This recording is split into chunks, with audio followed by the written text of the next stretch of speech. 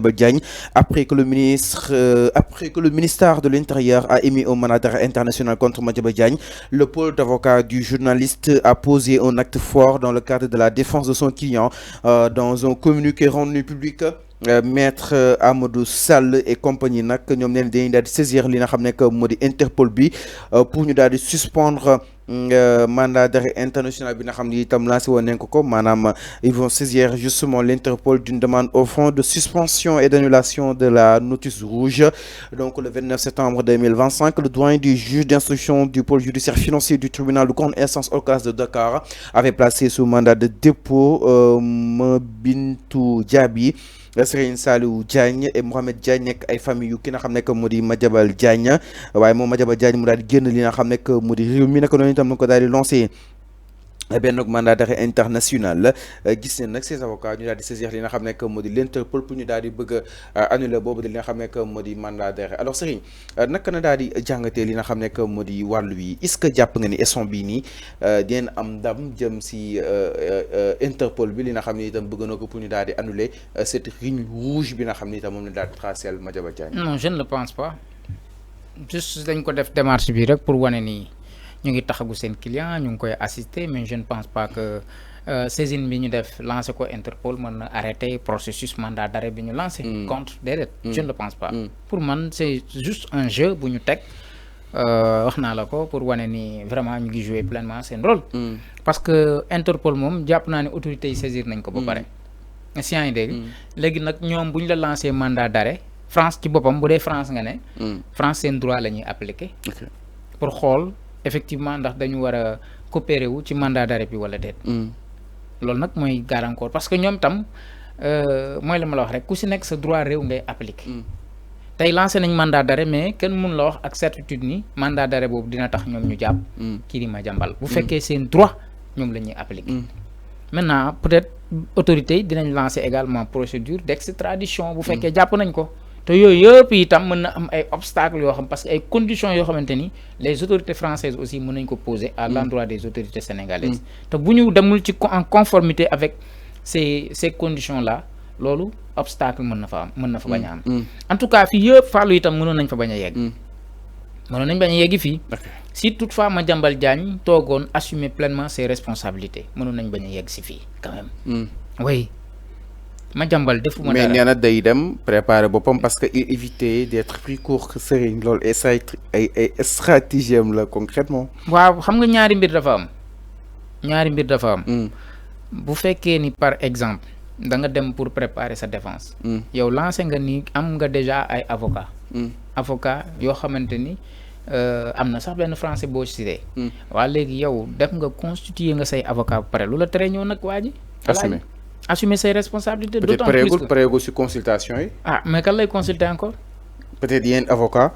Ah mais moom préparé na avocat am ba pare. keroog gisoo ñu fësal. mais Serigne nag gisoo la sortie de projet Ellipse. waaw jàpp na ni il n'a rien à voir avec justement cette affaire il a dégluwuñu ko si mbir mi selon Jeune Afrique bi nga xam ne itam moo joxe boobu de xibaar. waaw mais est-ce que Ellipse waaw seetalul Madiambal Diagne si benn côté.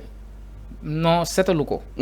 parce que moom dafa dégager moom responsabilité moom texte baa ngi nii ma dafa dégager toute sa responsabilité moom wane ni moom laalul ci lu dëng. kiiwul ci lu dëng.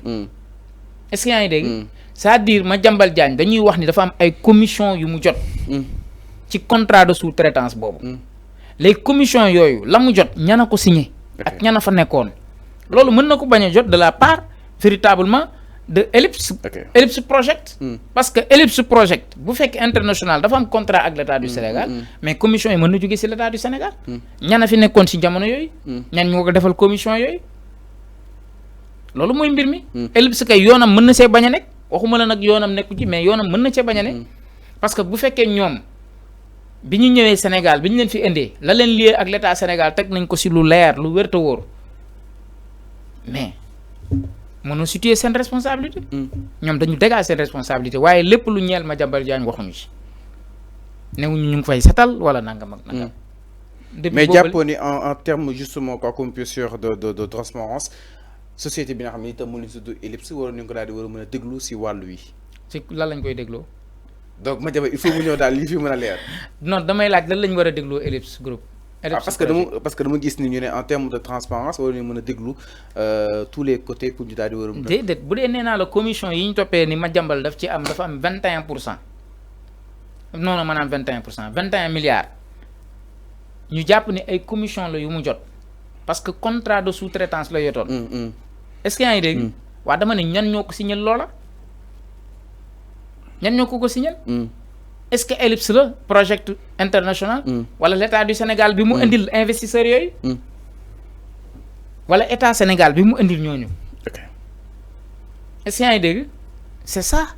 alors Ellipse man gisuguma sa responsabilité fondamentale dans cette affaire là. xëy na peut-être nag jeex bi mën na dem ba situer ba ñu génnee ay responsabilités mais Ellipse Project International n'a nullement véritablement défendu ki nga xamante ni mooy Madiambal Diagne. Alors Serigne, comment tu as pu analyser exactement les soutiens sur Madiambal Diagne? Exemple bokk na ci CDEPS bi nga xam ni itam mu koy apporter son soutien fort à Madiambal Diagne et dénonce menaces yi nga xam ni itam mi ngi ci li nga xam ne que moo di milieu beeg journalistes yi. Donc nag le conseil des diffuseurs et éditeurs de presse du Sénégal réagit vivement à la situation de Madiambal Diagne qu'il présente comme son confrère et ancien président. L'organisation apporte son fort soutien à ce dernier et dénonce les menaces dans un communiqué. CDEPS communiqué bi.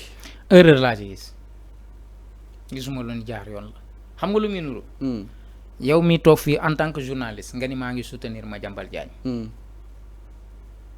affaire bi c'est pas une affaire de journaliste, affaire de corporation. xam nga affaire lan la. affaire du koo xamante ni nee na moom ab kii la. nu mu tuddati waay homme d'affaires. bañ na ko ba sax utiliser le mot journaliste. c'est un homme d'affaires qu'on a utilisé Madiambal Diagne. kon c'est pas une question de journal bu doon nag.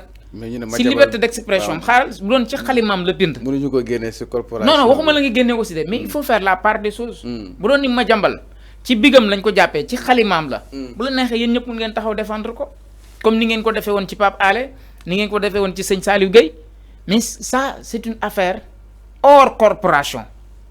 Est-ce qu'il y a une idée? C'est une affaire hors corporation. Moi, c'est très tôt de dire que je soutiens Madiambal Diagne par rapport à cette situation-là. Nous soutenir nit ko xamanteni taxawagul xamagul ndax lañ koy wax moko def wala defut. Wa légui bu dé ni lañ koy wax mom la 21 milliards mais 21 milliards yoy sa alal la suma alal la. Wa da ngay nangul ak yéegi yow ku lu jël suñu alal ta war ko jël nga taxaw diko soutenir. xam nga en réalité Fallou c'est bien duma caricaturer ña fa nekk ñëpp ëpp naa def mais il y a des politiciens tapis dans l'homme qui sont véritablement au sein de cette structure là man loolu laa gis waaw parce que boo xoolee ni ñu libalee seen communiqué bi fësal ko génne ko c'est des gens totalement qui parlent de liberté d'expression etc tout ça affaire de la presse ndax ginaar waxaale sa soxla affaire Madiambal Diagne lan la am en rapport avec li presse bi di dund affaire bii lan la am en rapport ak li presse bi di dund dañ wax dëgg.